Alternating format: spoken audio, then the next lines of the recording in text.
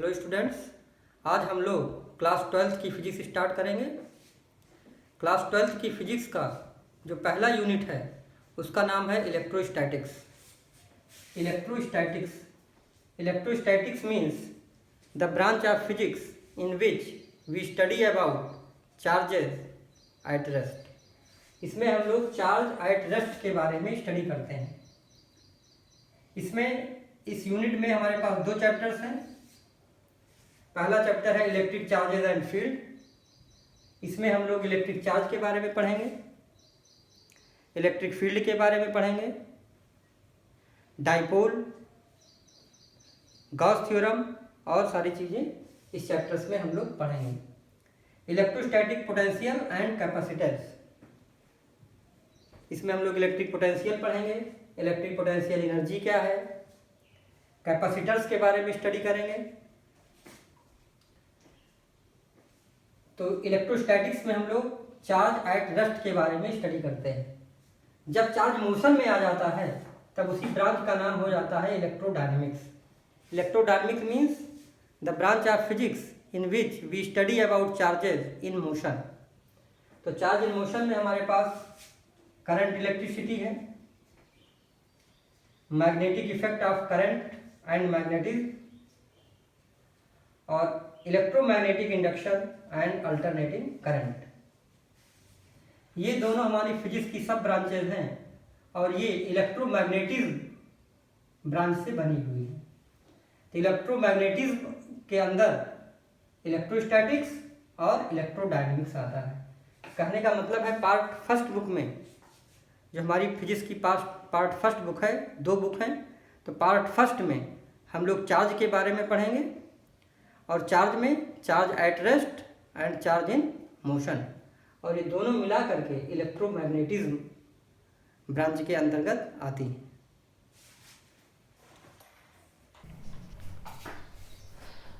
हमारा next topic है electric charge. Electric charge is an intrinsic property of elementary particles of matter which gives rise electrostatic force between various objects, or in other words we can say that the property of protons or electrons which gives rise electrostatic force between them is called as charge। जैसा कि हम जानते हैं कोई भी matter है वो atom से मिलके बना होता है, और एटम्स में इलेक्ट्रॉन्स, प्रोटॉन्स और न्यूट्रॉन्स होते हैं। हम पिछली कक्षाओं में पढ़ चुके हैं। प्रोटॉन पर चार्ज पॉजिटिव होता है, plus E plus 1.6 into 10⁻19 coulomb, और इलेक्ट्रॉन पर चार्ज होता है minus E minus 1.6 into 10⁻19 coulomb, और न्यूट्रॉन पर चार्ज 0 होता है। इसको हम एक्सपेरिमेंट से समझते हैं। जब हम दो प्रोटॉन्स को पास ले आते हैं, मान लीजिए एक प्रोटॉन है और यहाँ पर एक प्रोटॉन है, तो ये एक दूसरे पर रिपल्सिव फोर्स लगाते हैं F1। इसी तरह अगर हम दो इलेक्ट्रॉन्स को पास ले आएं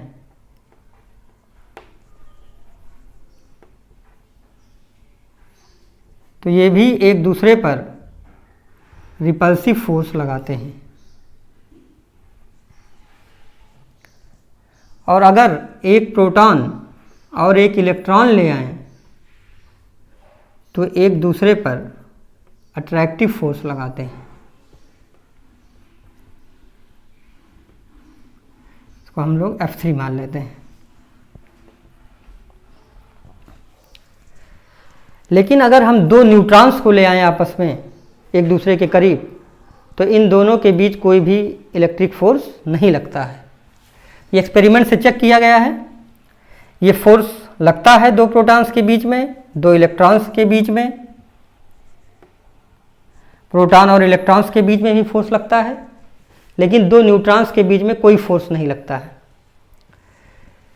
तो यहाँ पर जो फोर्स लग रहा है, ये फोर्स क्यों लग रहा है, इसका हमारे पास कोई आंसर नहीं होता है। इसीलिए हम ये कहते हैं कि ये प्रोटॉन और इलेक्ट्रॉन की ये इंट्रिंसिक प्रॉपर्टी है, अपनी खुद की प्रॉपर्टी है, जिसके कारण ये एक दूसरे पर इलेक्ट्रोस्टैटिक फोर्स अप्लाई करते हैं। प्रोटॉन पर चार्ज पॉजिटिव होता है +E और इलेक्ट्रॉन पर -E। चार्ज को हम लोग Q से डिनोट करते हैं और इसकी SI यूनिट कूलम है। इसकी CGS यूनिट भी यहीं पर हम लोग पढ़ लेते हैं।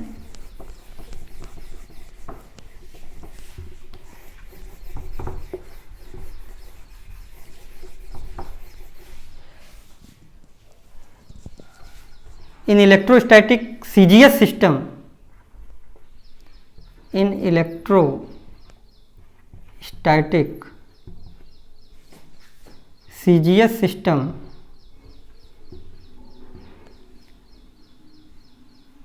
the unit of charge is stat coulomb.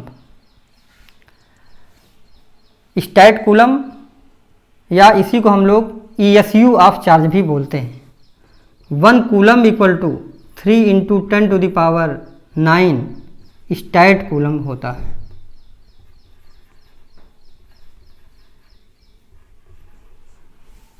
इसी तरह से in electromagnetic CGS system,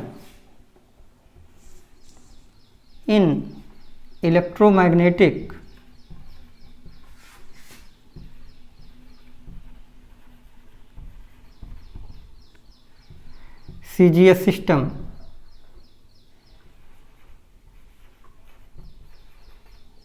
unit of charge होता है एब कूलम और 1 ab coulomb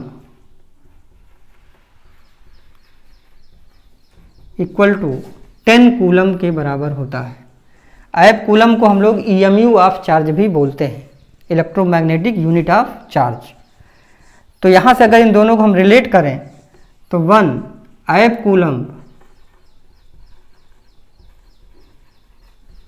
equal to 3 × 10⁻10 stat coulomb.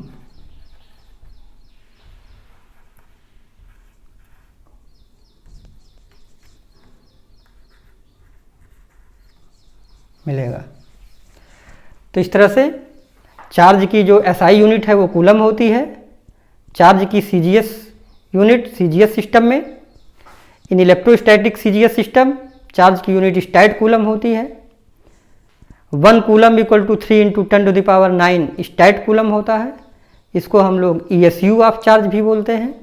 And in electromagnetic CGS system the unit of charge is एब coulomb, इसको हम लोग इलेक्ट्रोमैग्नेटिक यूनिट ऑफ चार्ज भी बोलते हैं, EMU of charge. 1 ab coulomb equal to 10 coulomb होता है और उसको जब हम सॉल्व करते हैं तो 1 एब कूलम की वैल्यू 3 × 10⁻10 स्टैट कूलम आती है। हमारा नेक्स्ट टॉपिक है कॉन्सेप्ट ऑफ चार्ज। इसके लिए हम एक एक्सपेरिमेंट के थ्रू इसको समझने की कोशिश करते हैं। जैसे सपोज करिए हमने एक ग्लास रॉड लिया और एक सिल्क क्लॉथ लिया। ग्लास रॉड को जब हम सिल्क क्लॉथ से रब करते हैं तो उसके बाद हम देखते हैं कि ग्लास रॉड में कागज़ के छोटे छोटे टुकड़ों को अट्रैक्ट करने की प्रॉपर्टी आ जाती है। सिल्क क्लॉथ में भी वही प्रॉपर्टी आ जाती है। सिल्क क्लॉथ भी कागज़ के छोटे छोटे टुकड़ों को अट्रैक्ट कर सकता है। तो ग्लास रॉड पहले छोटे छोटे टुकड़ों को कागज़ के नहीं अट्रैक्ट करता था, डस्ट पार्टिकल्स को नहीं अट्रैक्ट करता था, लेकिन अब ये अट्रैक्ट कर रहा है।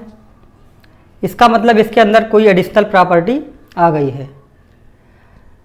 That is the property of rubbed substances due to which they attract light objects is called as electricity and this electricity is produced in the object by friction और rubbing, so it is called as frictional electricity और static electricity.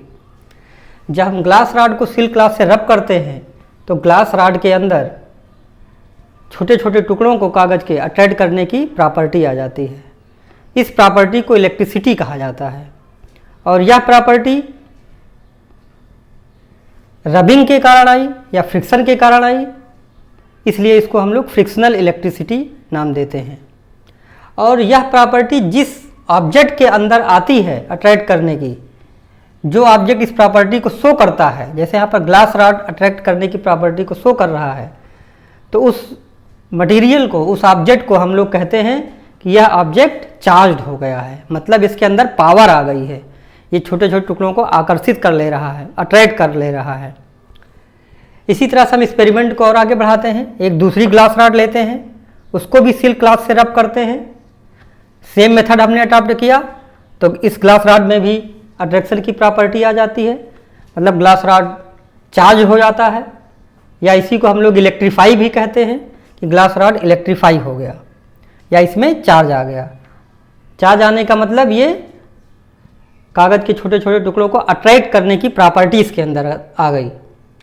अब जब हम इस glass rod और इस glass rod, दोनों glass rod को पास पास ला के रखते हैं तो हम देखते हैं इसमें रिपल्सन की प्रॉपर्टी आती है, रिपल्सन शो करता है। कहने का मतलब जब हमने ग्लास रॉड को सिल्क क्लॉथ से रब किया और इस ग्लास रॉड को भी सिल्क क्लॉथ से रब किया तो दोनों के अंदर सेम टाइप के चार्ज आए होंगे। इसका मतलब similar charges repel each other, मतलब लाइक चार्जेस रिपेल। तो यहाँ से हमें ये प्रॉपर्टी प्रूफ होती है कि लाइक चार्जेस रिपेल करते हैं। अब दूसरा एक एक्सपेरिमेंट हम लोग करते हैं। एक एबोनाइट रॉड लेते हैं और उसको फर, एनिमल फर कोई भी हो सकता है, कैट्स फर हो सकता है। जब एबोनाइट रॉड को हम कैट्स फर से रब करते हैं तो एबोनाइट रॉड के अंदर भी कागज़ के छोटे छोटे टुकड़ों को अट्रैक्ट करने की प्रॉपर्टी आ जाती है। कहने का मतलब एबोनाइट रॉड भी चार्ज हो जाती है या इलेक्ट्रीफाई हो जाती है।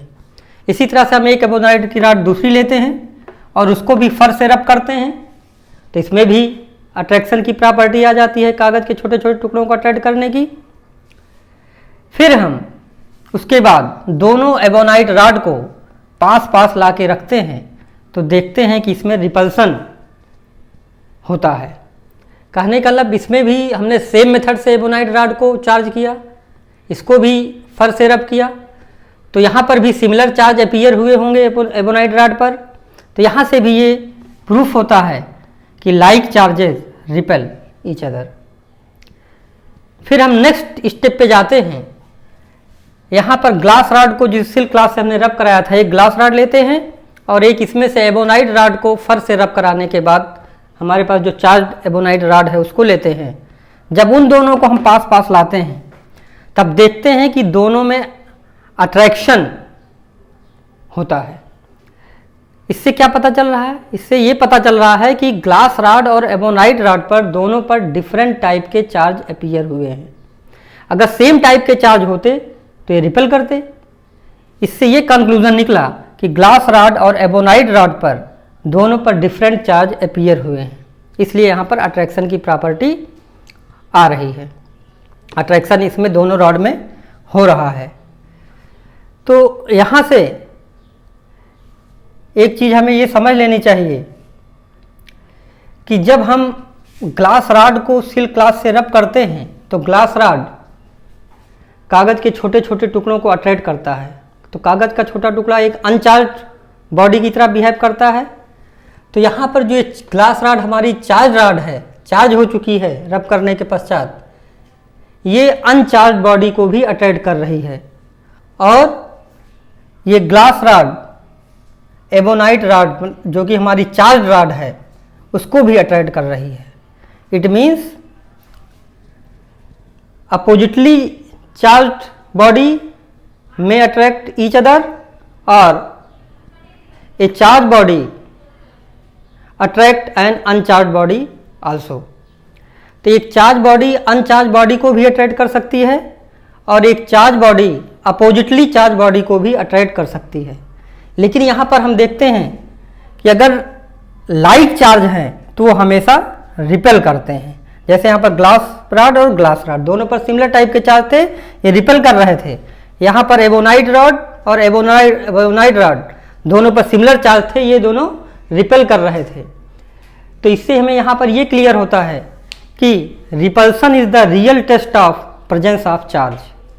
अगर हमें दो बॉडी में ये पता करना है कि दूसरी बॉडी चार्ज है या नहीं है तो हमें रिपल्सन के थ्रू ही उसको हम क्लियर कर सकते हैं, अट्रैक्शन के थ्रू नहीं कर सकते, क्योंकि अट्रैक्शन एक चार्ज बॉडी और अनचार्ज बॉडी में भी होता है। अभी हमने एक्सपेरिमेंट किया, इसमें ग्लास रॉड सिल्क क्लॉथ से रब करने के बाद कागज़ के छोटे छोटे टुकड़ों को अट्रैक्ट करता है। ग्लास रॉड अगर उसको हम रब ना करें सिल्क के क्लॉथ से तो वो छोटे छोटे टुकड़ों को कागज़ के अट्रैक्ट नहीं करता है। तो इससे क्या पता चलता है? इससे ये पता चलता है कि ग्लास रॉड के स्ट्रक्चर में पहले के और बाद में, रबिंग के पहले और रबिंग के बाद कुछ ना कुछ उसमें डिफरेंस आ चुका है। अगर इस स्ट्रक्चर को हम समझ जाएं तो हम इसके अट्रैक्शन की प्रॉपर्टी को आसानी से समझ सकते हैं। तो हम देखते हैं, अगर कोई भी बॉडी है, कोई भी बॉडी वो एटम्स से मिलकर बनी होती है, और एटम्स में क्या होता है? एटम्स में न्यूक्लियस होता है, न्यूक्लियस के अंदर प्रोटॉन्स और न्यूट्रॉन्स होते हैं, और इसके चारों तरफ इलेक्ट्रॉन्स डिफरेंट ऑर्बिट्स में, फिक्स्ड ऑर्बिट्स में रिवॉल्व करते रहते हैं। इस आउटर मोस्ट ऑर्बिट के इलेक्ट्रॉन्स को वैलेंस इलेक्ट्रॉन कहते हैं। अगर हम इसका नेट चार्ज निकालें इस एटम का, तो यहाँ पर हमें क्या मिलेगा? अगर हम नेट चार्ज निकालते हैं क्यू नेट, तो इसमें जितने प्रोटॉन्स हैं, मान लेते हैं कि नंबर ऑफ प्रोटॉन्स Np हैं, और प्रोटॉन पर चार्ज प्लस E है। अभी हमने देखा था प्रोटॉन पर चार्ज हमें पता है प्लस E होता है, और इलेक्ट्रॉन पर चार्ज माइनस E होता है, जहाँ पर E 1.6 इंटू 10⁻⁻19 कूलम होता है। तो नेट चार्ज निकालने के लिए क्या हुआ? नंबर ऑफ प्रोटॉन्स इस एटम में जितने हैं मल्टीप्लाइड बाई प्रोटॉन पर जितना चार्ज है प्लस E, प्लस हमने मान लिया इसमें नंबर ऑफ इलेक्ट्रॉन्स Ne हैं, और एक इलेक्ट्रॉन पर चार्ज माइनस E है। अगर इसको हम सॉल्व करते हैं तो यहाँ पर हम देखते हैं कि Q net equal to Np minus Ne multiplied by E। हमें पता है इन नॉर्मल स्टेट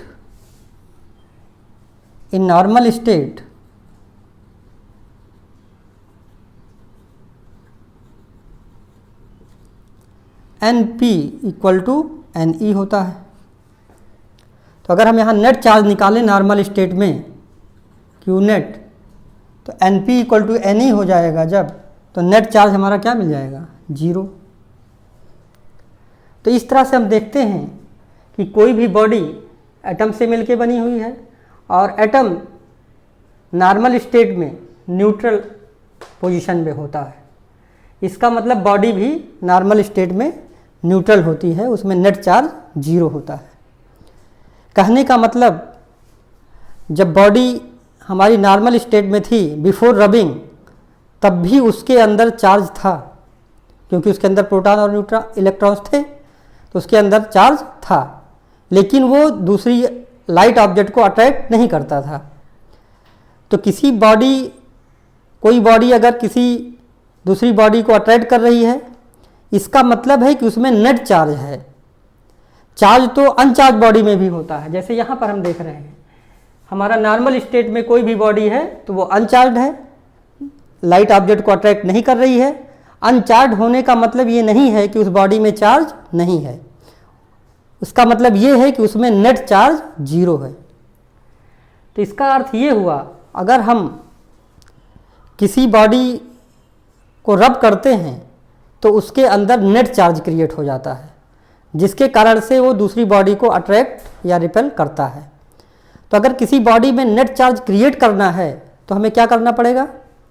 अगर हम इस इक्वेशन को ध्यान से देखें तो अगर किसी बॉडी में हमें नेट चार्ज क्रिएट करना है तो नॉर्मल स्टेट में तो Np इक्वल टू Ne है, लेकिन अगर हमें नेट चार्ज यहाँ पर लाना है किसी बॉडी में, तो इसका मतलब है कि नंबर ऑफ इलेक्ट्रॉन्स या तो उसमें इंक्रीज कर दिए जाएं या तो डिक्रीज कर दिए जाएं। मतलब बाय इंक्रीजिंग और decreasing the number of electrons we can create the charge on any body. तो किसी बॉडी को हम चार्ज बॉडी बना सकते हैं नंबर ऑफ इलेक्ट्रॉन्स को इंक्रीज करके या डिक्रीज करके। नंबर ऑफ प्रोटॉन्स को क्यों नहीं? नंबर ऑफ प्रोटॉन्स को क्या कम या ज़्यादा नहीं कर सकते? इसको भी यही समझ लेते हैं। हमें पता है कि प्रोटॉन न्यूक्लियस के अंदर होता है और न्यूक्लियस में जो प्रोटॉन है ये स्ट्रांग न्यूक्लियर अट्रैक्टिव फोर्स से बाउंड होता है और प्रोटॉन का जो मास है ये भी इलेक्ट्रॉन के मास से बहुत ज़्यादा होता है। मास ऑफ प्रोटॉन है ये 1837 टाइम्स मास ऑफ इलेक्ट्रॉन होता है। तो दो रीज़न है, एक तो mass of proton mass of electron से ज़्यादा है और दूसरा न्यूक्लियस के अंदर है प्रोटॉन जिसके कारण उस पर स्ट्रांग न्यूक्लियर अट्रैक्टिव फोर्स भी लग रहा है। और इलेक्ट्रॉन को हम देखते हैं तो ये आउटर मोस्ट ऑर्बिट वाले जो इलेक्ट्रॉन्स हैं वैलेंस इलेक्ट्रॉन ये न्यूक्लियस से लूजली अटैच्ड होते हैं, तो इनको थोड़ी सी भी एनर्जी दे करके हम बाहर निकाल सकते हैं। तो इस तरह से हम देखते हैं अगर हम किसी बॉडी को चार्ज बॉडी बनाना चाहते हैं तो उसमें या तो नंबर ऑफ इलेक्ट्रॉन्स इंक्रीज कर दिए जाएं या नंबर ऑफ इलेक्ट्रॉन्स डिक्रीज कर दिए जाएं। इसको हम देखते हैं आगे, इसको नोट कर लीजिए।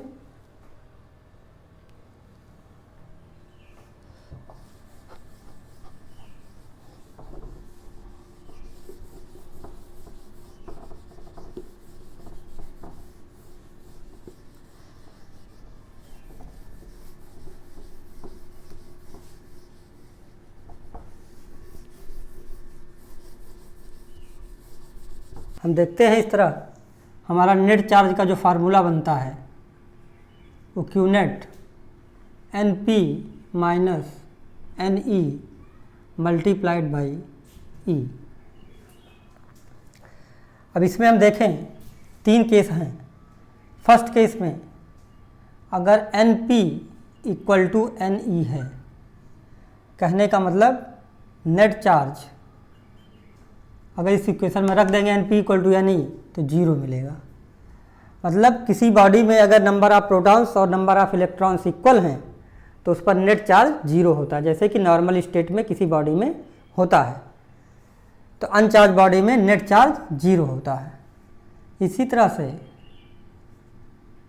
अगर किसी बॉडी से हम नंबर ऑफ इलेक्ट्रॉन्स को निकाल लें, मतलब वो बॉडी इलेक्ट्रॉन को लूज कर दे, तो यहाँ पर नंबर ऑफ इलेक्ट्रॉन्स कम हो जाएंगे नंबर ऑफ प्रोटॉन से। अगर इलेक्ट्रॉन को लूज कर देगा तो इसमें नंबर ऑफ इलेक्ट्रॉन्स कम हो जाएंगे, जिससे कि हमारा नेट चार्ज अगर एन कम हो गया एन पी से तो नेट चार्ज हमारा क्या आ जाएगा? पॉजिटिव। तो बॉडी हमारी पॉजिटिवली चार्ज हो जाएगी। इसी तरह से अगर n e number of electrons number of protons से ज़्यादा हो जाएं तो इस इक्वेशन से देखने में पता चलता है कि हमारा नेट चार्ज एन ई अगर एन पी से ज़्यादा हो गया तो नेट चार्ज हमारा निगेटिव हो जाएगा। तो इससे हमारा क्या कंक्लूजन निकलता है?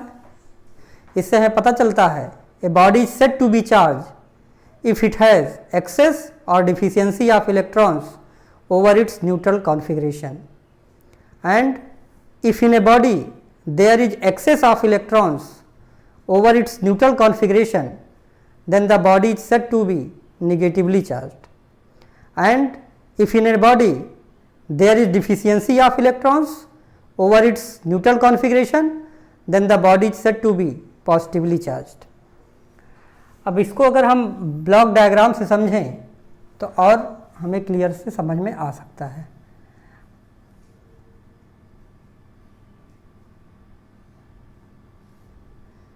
अगर हमारी ये बॉडी है, अगर इसमें number of electron number of protons हैं, इसका मतलब हमारी ये बॉडी अनचार्ज्ड है।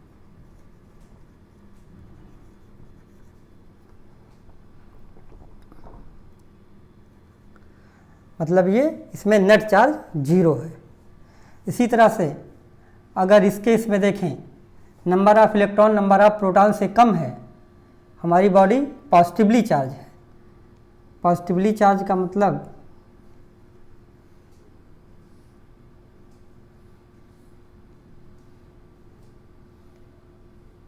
अगर यहाँ पर number of electrons less than है नंबर ऑफ प्रोटॉन से, इस बॉडी पर पॉजिटिव चार्ज आ जाएगा।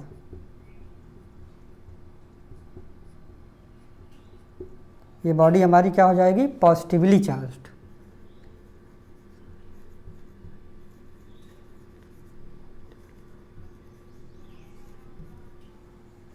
इसी तरह से अगर number of electron number of proton से ज़्यादा हो जाए तो बॉडी हमारी निगेटिवली चार्ज हो जाएगी।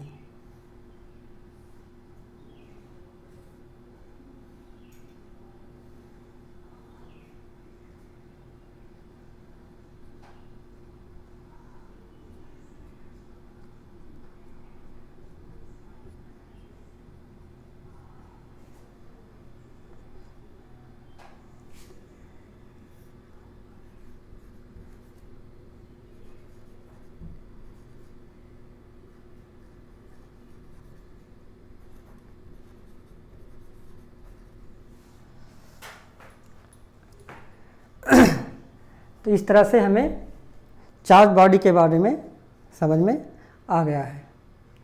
अब इसमें अगर बॉडी कोई अनचार्ज से चार्ज हो रही है, इसमें से इलेक्ट्रॉन निकल रहे हैं, अगर पॉजिटिवली चार्ज बॉडी है तो इसका मतलब इसमें से ये इलेक्ट्रॉन को लूज कर रहा है, निगेटिवली चार्ज बॉडी है इसका मतलब ये इलेक्ट्रॉन को गेन कर रहा है।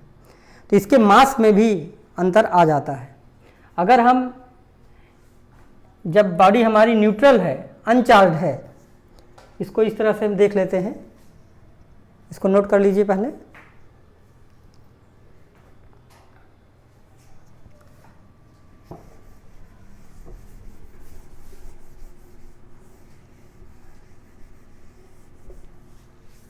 अगर हम अनचार्ज बॉडी का मास m मान लें तो जो पॉजिटिवली चार्ज बॉडी है इसका मतलब इसमें से इलेक्ट्रॉन लूज हुआ है। इलेक्ट्रॉन लूज हुआ मतलब इसका मास कम हुआ है। तो मास कितना कम होगा? इलेक्ट्रॉन का मास हम लोग जानते हैं 9.1 इंटू 10⁻³ kg होता है। तो बहुत कम है, फिर भी जितने इलेक्ट्रॉन जाएंगे उतना उसके मल्टीपल में इतना मास कम हो जाएगा। जैसे कि यहाँ पर इसका मास m माइनस डेल्टा m और ये m से कम होगा क्योंकि इसमें से इलेक्ट्रॉन लूज हुए हैं। इसी तरह से अगर ये निगेटिवली चार्ज बॉडी है, इसका मतलब इसमें इलेक्ट्रॉन्स आए हुए हैं तो इसका मास इंक्रीज हो जाएगा डेल्टा m के बराबर, और ये इस m से ज़्यादा होगा। डेल्टा m कितना होगा? जितने हमारे नंबर ऑफ इलेक्ट्रॉन्स आए होंगे multiplied by mass of 1 electron. Okay, इसको नोट कर लीजिए। हमारा नेक्स्ट टॉपिक है कंडक्टर्स एंड इंसुलेटर्स, जिसका यूज़ हमें मेथड्स ऑफ चार्जिंग में करना है, वहाँ पर इसका यूज़ होगा। तो थोड़ा सा यहाँ पर देख लेते हैं, हम लोग इसको पहली कक्षाओं में पढ़ भी चुके हैं। तो what is conductor? Conductors are the materials which allow the flow of charges through them, and insulators are the material which do not allow the flow of charges through them. Conductors ऐसे substances होते हैं, materials होते हैं जो अपने अंदर से charge को फ्लो होने देते हैं। कहने का मतलब उसमें नंबर ऑफ फ्री इलेक्ट्रॉन्स बहुत ज़्यादा होते हैं। और इंसुलेटर्स ऐसे मटेरियल्स होते हैं जिसमें नंबर ऑफ फ्री इलेक्ट्रॉन्स बहुत कम होते हैं या नहीं होते हैं। इसको हम समझते हैं एक एग्जांपल से। सपोज करिए हमारा कोई एक कंडक्टर है, कोई मटेरियल है, तो हम जानते हैं कोई भी मटेरियल एटम से मिलकर बना होता है। हमने दिखाया एक एग्जांपल में, अगर ये मटेरियल एटम से मिलकर बना हुआ है तो एटम में न्यूक्लियस है, न्यूक्लियस के अंदर प्रोटॉन्स और न्यूट्रॉन्स हैं और इसके चारों तरफ इलेक्ट्रॉन्स डेफिनिट ऑर्बिट्स में रिवॉल्व कर रहे हैं। इन आउटर मोस्ट ऑर्बिट के इलेक्ट्रॉन्स को हम लोग वैलेंस इलेक्ट्रॉन बोलते हैं। इसको हम पहले से जानते आ रहे हैं।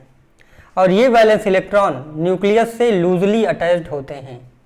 अगर इनको थोड़ी सी एनर्जी मिल जाए तो ये इलेक्ट्रॉन आउटर मोस्ट ऑर्बिट को छोड़ सकते हैं।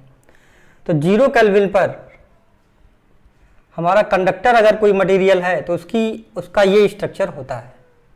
अगर इसी कंडक्टर को हम, इसी मटेरियल को रूम टेम्परेचर पर रख दें 300 केल्विन नियर अबाउट, तो उस समय क्या होगा, इन आउटर मोस्ट ऑर्बिट के इलेक्ट्रॉन्स को इतनी एनर्जी सफिशिएंट मिल जाती है जिससे कि ये अपने आउटर मोस्ट ऑर्बिट को छोड़ करके बाहर मटेरियल में रैंडम मोशन करने लगते हैं।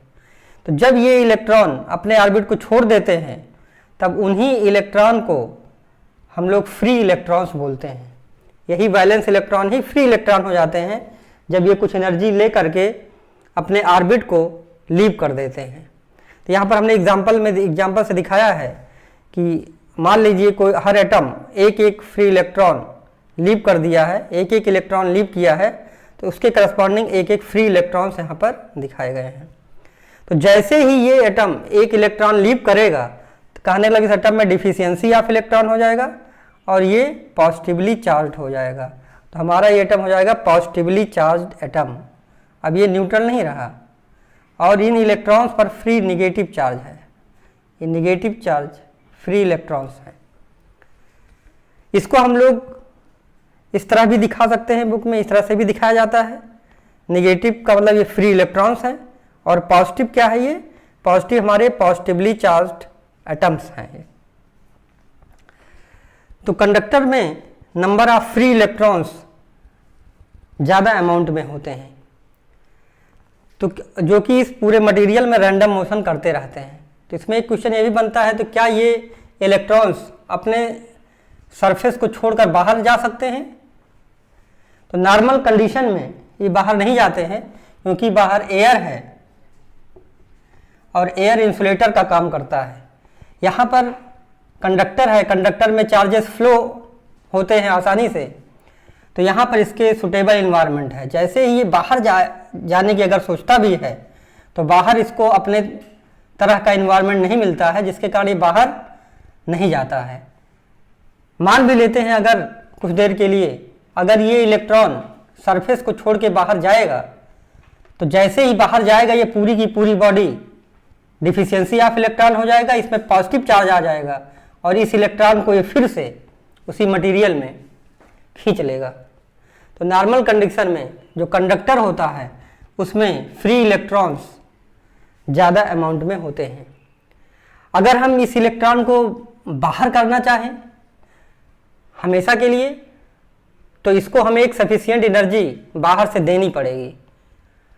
किसी भी मटेरियल में इलेक्ट्रॉन को उसके सरफेस से बाहर निकालने के लिए जो एनर्जी देनी पड़ती है उसी एनर्जी को ही हम लोग वर्क फंक्शन बोलते हैं। The minimum energy required to emit free electrons from a material surface metal surface is called the work function of the metal. इस सरफेस से इलेक्ट्रॉन को बाहर निकालने के लिए जितनी मिनिमम एनर्जी चाहिए होती है उसी को वर्क फंक्शन बोलते हैं। चार्जिंग बाय फ्रिक्शन में वर्क फंक्शन का यूज होगा, वहाँ पर हमें इस कॉन्सेप्ट का यूज करना पड़ेगा। यहाँ पर एक चीज़ और हमें समझ लेनी चाहिए कि अगर किसी कंडक्टर को हम चार्ज देते हैं तो वो चार्ज उसके सरफेस पर स्प्रेड हो जाता है, डिस्ट्रीब्यूट हो जाता है, पूरा फैल जाता है। लेकिन अगर इंसुलेटर को हम कोई चार्ज देते हैं तो वो चार्ज वहीं का वहीं पड़ा रहता है, क्योंकि इंसुलेटर अपने अंदर से चार्ज को फ्लो नहीं होने देता है और कंडक्टर्स अपने अंदर से चार्ज को फ्लो होने देता है।